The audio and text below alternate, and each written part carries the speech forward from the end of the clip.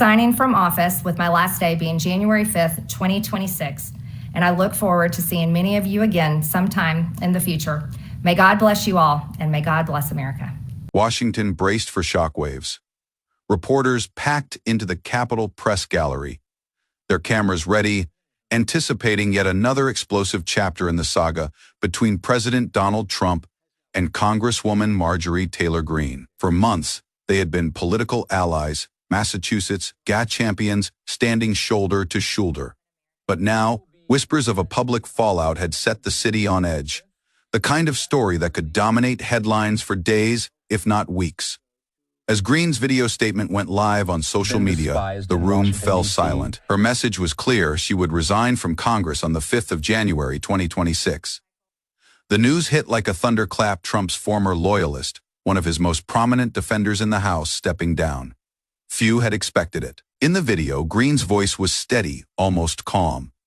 But the words carried the weight of betrayal. "I refuse to be a battered wife hoping it all goes away," she said, her gaze piercing the camera. The phrase sent ripples through the political world, a hint at grievances far deeper than the public had yet understood. Trump's response was swift, a tweet calling her departure great news for the country.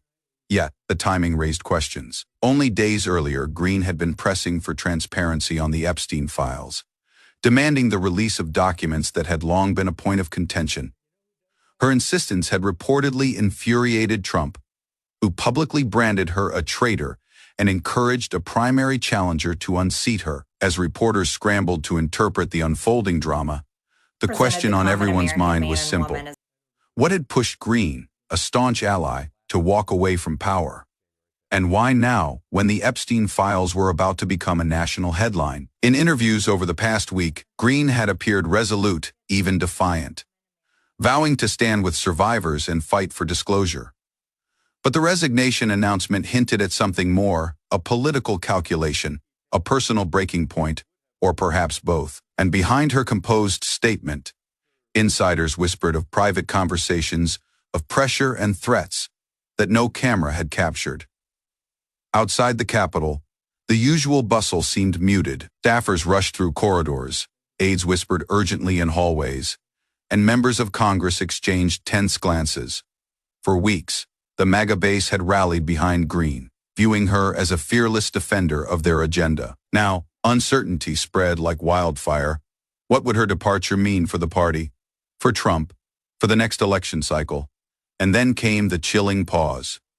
Greene ended her statement with a line that left everyone hanging. "I hope my district and the country can survive what comes next." Those words, quiet yet charged, echoed far beyond the camera lens. What exactly was coming? What had she seen, known, or confronted that even the most powerful Republican leader in the country could not sway? To the Hill, Reporters, aides, and political watchers alike were left staring at their screens, waiting, knowing that the next move in this political earthquake would change everything. Inside Greene's office, aides worked frantically, clearing papers, closing laptops, whispering about the storm that had just broken. Sources close to the Congresswoman said she had been under immense pressure. Pressure not just from Trump, but from party insiders, donors, and even some of her closest allies. Yet she had remained unyielding, a figure both defiant and deeply calculating. Her resignation video had barely ended when reporters began digging into the subtext. Why invoke the phrase battered wife? Why hint at what comes next? Every political analyst, from CNN to conservative talk radio, speculated wildly. Some saw it as a final stand, Greene refusing to compromise on the Epstein files. Others suggested it was a warning that Trump's political influence, even over his closest allies, had limits, and crossing certain lines could have consequences no one wanted to face. Meanwhile, inside Mar-a-Lago, Trump's aides were also scrambling. Sources said the president had been blindsided by Greene's move, despite their public feud. Some described a tense private conversation where Greene reportedly refused to back down, insisting the documents should be released, even as Trump threatened political retaliation.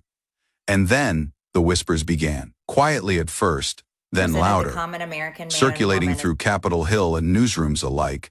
Had Greene learned something, seen something, or obtained information so explosive that even Trump couldn't publicly manage it. Questions about the Epstein files, private meetings, and sensitive investigations loomed over the conversation like a storm cloud. By mid-afternoon, the Capitol Press Corps had assembled outside Greene's office for a live reaction. Staffer said she would not speak further, leaving cameras rolling on an empty office. Papers stacked neatly on her desk. The silence was deafening. It wasn't just a resignation. It felt like a message. And the message was clear.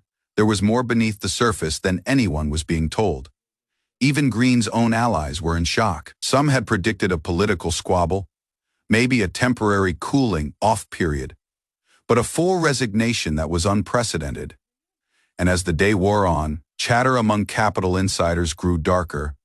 "She's not just leaving the House," one aide whispered. "She's leaving with knowledge that could change everything." Outside supporters gathered, some cheering, some confused. Signs that had celebrated her loyalty to Trump now seemed ironic in retrospect. Phones were out, recording every reaction, every shocked expression.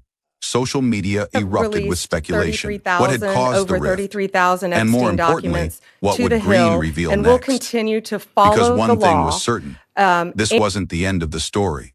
It was the beginning of a political storm, one that would reach far beyond Georgia, far beyond Congress, and perhaps even challenge the very foundations of the MAGA movement itself. And as the cameras turned off, as the reporters left the Capitol steps, one lingering question read by evening.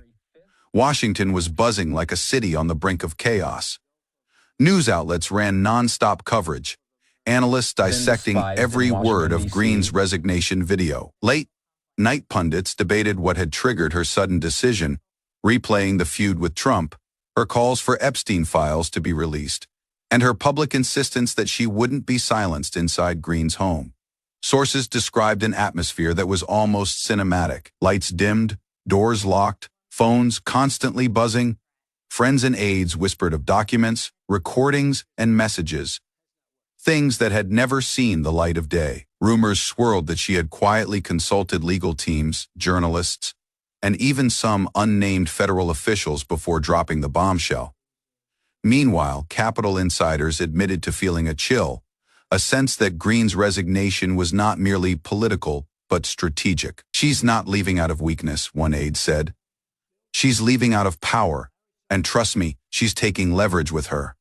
Social media erupted. Clips of Greene's video combined with her pointed statements about Trump labeling her a traitor and the danger to her district went viral within minutes. Hashtags trended, memes exploded, and conspiracy theories flourished. From speculation about secret documents to whispered connections between Epstein's files and high-level GOP leaders. Trump, meanwhile, remained unusually silent on public channels, his team avoiding the usual rapid-fire social media responses. Privately, sources claimed he was frustrated, but also calculating his next moves. Was this a defeat for him, or was it part of a larger chess game he wasn't ready to reveal? And then came the whispers from Capitol Hill reporters. Greene had requested a meeting with key members of the Oversight and Judiciary Committees. Alone, off the record closed doors. No press allowed, no aides present. What was discussed remains a mystery. But one thing was clear. The resignation had set into motion a chain of events that could ripple far beyond her Georgia district. By nightfall, political operatives were already preparing for the fallout. The 2026 midterms suddenly seemed unpredictable. Questions about party loyalty, transparency, and the Epstein files now dominated every conversation in Washington. And through it all, one question haunted everyone. If Greene had the courage to stand up to Trump and walk away from Congress, what else might she reveal next? Because in politics, silence is never empty. It's a warning, and Marjorie Taylor Greene had just sent the loudest warning of all Maine, hanging in the air like a shadow. The next morning, Capitol Hill woke to a storm. Greene's resignation had gone from breaking news to political earthquake. Newsrooms scrambled for analysis, talking heads speculated endlessly, and social media became a frenzy of debates, accusations, and wild theories. But behind the frenzy, a quieter, darker tension had begun to surface. have The released kind that whispers of 33,000, secrets over too dangerous to 33,000 ignore. Epstein documents to the Sources close Hill, to and Greene will say she had continue to packed far follow the more than law. boxes of office supplies when she left files, documents, messages, evidence, something that could shake the foundations of more than just her district, possibly the entire Republican leadership. What was in them no one outside her inner circle knew. Meanwhile, Trump was reportedly convening aides in the White House Situation Room. Closed-door meetings, phone calls marked urgent, and a sense of panic creeping into conversations usually filled with bravado. In Washington, D.C. Insiders hinted at a single unnerving question dominating their talks. What does Greene know, and what will she reveal next? Washington lobbyists whispered about quiet deals being made behind the scenes, about GOP leaders rushing to contain potential fallout. Yet Greene herself remained off the radar.